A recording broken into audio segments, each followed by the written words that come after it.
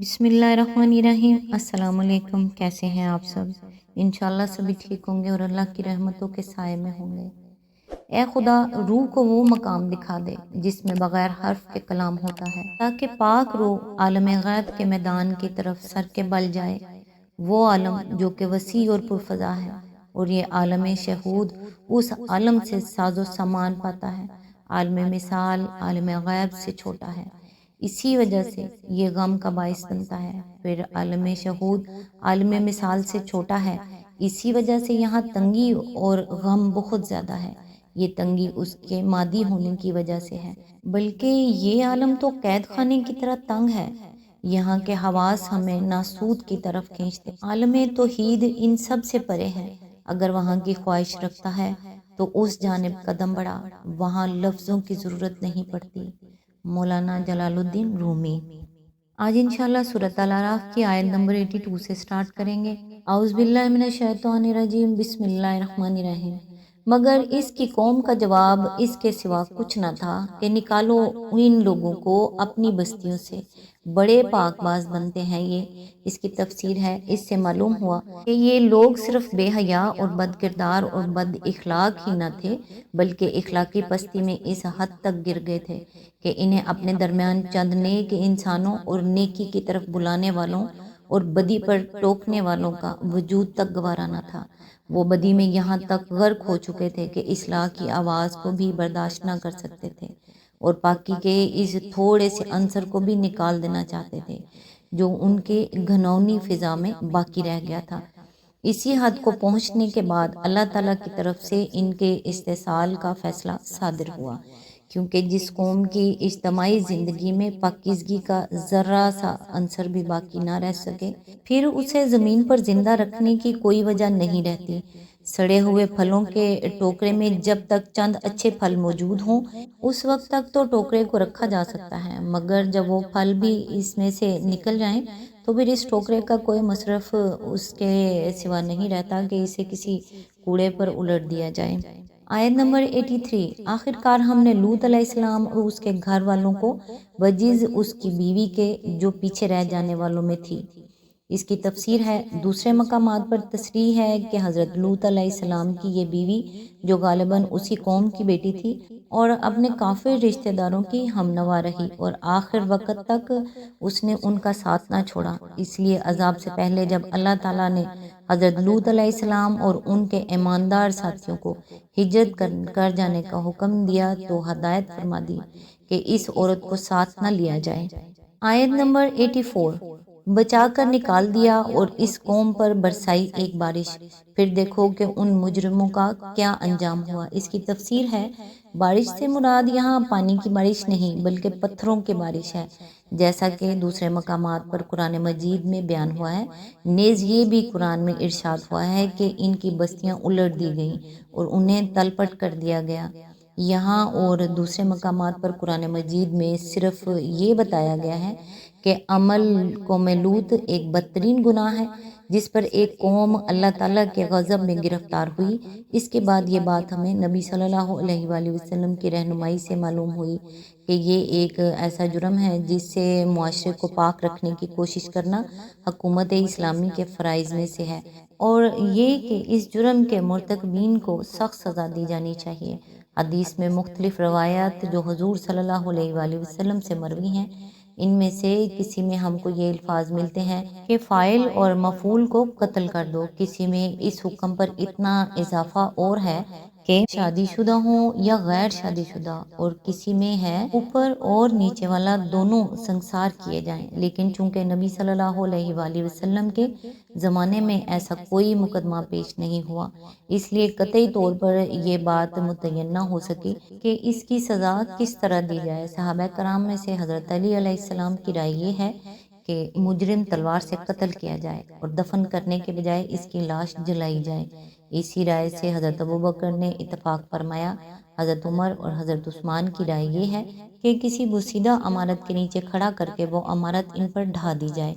इब्ने अब्बास का फतवा ये है कि बस्ती के सबसे ऊंची इमारत पर इसको सर के बल फेंक दिया जाए और ऊपर से पत्थर बरसाए जाएं, فقہ میں سے امام شافعی کہتے ہیں کہ فاعل و مفعول واجب القتل ہیں، خواہ شادی شدہ ہوں یا غیر شادی شدہ۔ شافعی، زہری، مالک اور احمد رحمہ اللہ کہتے ہیں کہ ان کی سزا رجم ہے۔ سعید بن مسیب، عطا، حسن بصری، ابراہیم نخعی، سفیان ثوری اور اوزاعی رحم اللہ کی رائے میں اس جرم پر وہی سزا دی جائے گی جو زنا کی سزا ہے، یعنی غیر شادی شدہ کو 100 کوڑے مارے جائیں اور جلا وطن کر دیا جائے گا، اور شادی شدہ کو رجم کیا جائے گا۔ امام ابو حنیفہ کی رائے میں اس پر کوئی حد مقرر نہیں ہے، بلکہ یہ فعل تعزیر کا مستحق ہے، جیسے حالات و ضروریات ہوں ان کے لحاظ سے کوئی عبرتناک سزا اس پر دی جا سکتی ہے۔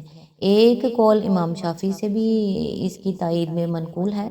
معلوم رہے کہ آدمی کے لیے یہ بات قطعی حرام ہے کہ وہ خود اپنی بیوی کے ساتھ عمل قوم لوط کرے۔ ابو داؤد میں نبی صلی اللہ علیہ وآلہ وسلم کا یہ ارشاد مروی ہے کہ عورت سے یہ فعل کرنے والا ملعون ہے۔ ابن ماجہ اور مسند احمد میں حضور صلی اللہ علیہ وآلہ وسلم کے یہ الفاظ منقول ہیں کہ اللہ اس مرد کی طرف ہرگز نظر رحمت سے نہ دیکھے گا جو عورت سے اس فعل کا ارتکاب کرے۔ ترمذی میں آپ کا یہ فرمان ہے کہ جس نے حائضہ عورت کے ساتھ مجامعت کی یا عورت کے ساتھ عمل قوم لوط کا ارتکاب کیا یا کاہن کے پاس گیا اور اس کی پیشن گوئیوں کی تصدیق کی، اس نے اس تعلیم سے کفر کیا جو محمد صلی اللہ علیہ وآلہ وسلم پر نازل ہوئی ہے۔ آیت نمبر 85۔ اور مدین والوں کی طرف ہم نے ان کے بھائی شعیب کو بھیجا، اس نے کہا اے برادران قوم، اللہ کی بندگی کرو، اس کے سوا تمہارا کوئی خدا نہیں ہے، تمہارے پاس تمہارے رب کی صاف رہنمائی آ گئی ہے، لہٰذا وزن اور پیمانے پورے کرو، لوگوں کو ان کی چیزوں میں گھاٹا نہ دو اور زمین میں فساد برپا نہ کرو جبکہ اس کی اصلاح ہو چکی، اسی میں تمہاری بھلائی ہے اگر تم واقعی مومن ہو۔ اس کی تفسیر ہے، مدین کا اصل علاقہ حجاز کے شمال مغرب اور فلسطین کے جنوب میں بحر احمر اور خلیج عقبہ کے کنارے پر واقع تھا، مگر جزیرہ نما سینا کے مشرقی ساحل پر بھی اس کا کچھ سلسلہ پھیلا ہوا تھا۔ یہ ایک بڑی تجارت پیشہ قوم تھی۔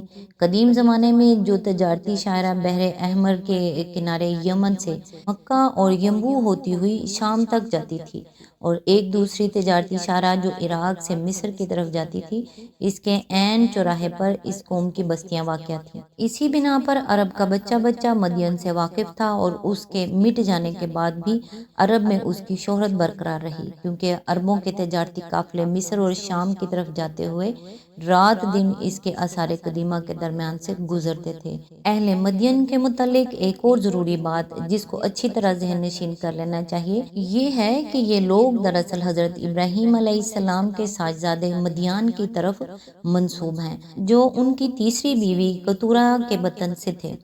قدیم زمانے کے قاعدے کے مطابق جو لوگ کسی بڑے آدمی کے ساتھ وابستہ ہو جاتے تھے وہ رفتہ رفتہ اسی کی آل اولاد میں شمار ہو کر بنی فلاں کہلانے لگتے تھے۔ اسی قاعدے پر عرب کی آبادی کا بڑا حصہ بنی اسماعیل کہلایا، اور اولاد یعقوب کے ہاتھ پر مشرف باسلام ہونے والے لوگ سب کے سب بنی اسرائیل کے جامع نام کے تحت کھپ گئے۔ اسی طرح مدین کے علاقے کی ساری آبادی بھی جو مدیان بن ابراہیم علیہ السلام کے زیر اثر آئی بنی مدیان کہلائی، اور ان کے ملکوں کا نام ہی مدین یا مدیان مشہور ہو گیا۔ اس تاریخی حقیقت کو جان لینے کے بعد یہ گمان کرنے کی کوئی وجہ باقی نہیں رہتی کہ اس قوم کو دین حق کی آواز پہلی مرتبہ حضرت شعیب کے ذریعے سے پہنچی تھی۔ در حقیقت بنی اسرائیل کی طرح ابتداً وہ بھی مسلمان ہی تھے، اور شعیب علیہ السلام کے ظہور کے وقت ان کی حالت ایک بگڑی ہوئی مسلمان قوم کی سی تھی، جیسے ظہور موسیٰ علیہ السلام کے وقت بنی اسرائیل کی حالت تھی۔ حضرت ابراہیم علیہ السلام کے بعد 600-700 برس تک مشرک اور بد اخلاق قوموں کے درمیان رہتے رہتے یہ لوگ شرک بھی سیکھ گئے تھے اور بد اخلاقیوں میں بھی مبتلا ہو گئے تھے، مگر اس کے باوجود ایمان کا دعویٰ اور اس پر فخر برقرار تھا۔ اس سے معلوم ہوا کہ اس قوم میں دو بڑی خرابیاں پائی جاتی تھی، ایک شرک، دوسری تجارتی معاملات میں بددیانتی، اور انہی دونوں چیزوں کی اصلاح کے لیے حضرت شعیب مبعوث ہوئے تھے۔ یہاں خصوصیت کے ساتھ حضرت شعیب علیہ السلام کے اس قول کا اشارہ اس طرف ہے کہ دین حق اور اخلاق صالحہ پر زندگی کا جو نظام انبیاء سابقین کی ہدایت و رہنمائی میں قائم ہو چکا تھا، اب تم اسے اپنی اعتقادی گمراہیوں اور اخلاقی بدراہیوں سے خراب نہ کرو۔ اس فقرے سے صاف ظاہر ہوتا ہے کہ یہ لوگ خود مدعی ایمان تھے، جیسا کہ وہ اوپر ہم اشارہ کر چکے ہیں۔ یہ دراصل بگڑے ہوئے مسلمان تھے اور اعتقادی و اخلاقی فساد میں مبتلا ہونے کے باوجود ان کے اندر نہ صرف ایمان کا دعویٰ باقی تھا بلکہ اس پر انہیں فخر بھی تھا۔ اسی لیے حضرت شعیب علیہ السلام نے فرمایا کہ اگر تم مومن ہو تو تمہارے نزدیک خیر اور بھلائی، راست بازی اور دیانت میں ہونی چاہیے، اور تمہارا معیار خیر و شر ان دنیا پرستوں سے مختلف ہونا چاہیے جو خدا اور آخرت کو نہیں مانتے۔ آج تک کے لیے اتنا ہی، نیکسٹ انشاءاللہ آیت نمبر 86 سے سٹارٹ کریں گے۔ تب تک کے لیے دعاؤں میں یاد رکھیے گا۔ اللہ حافظ۔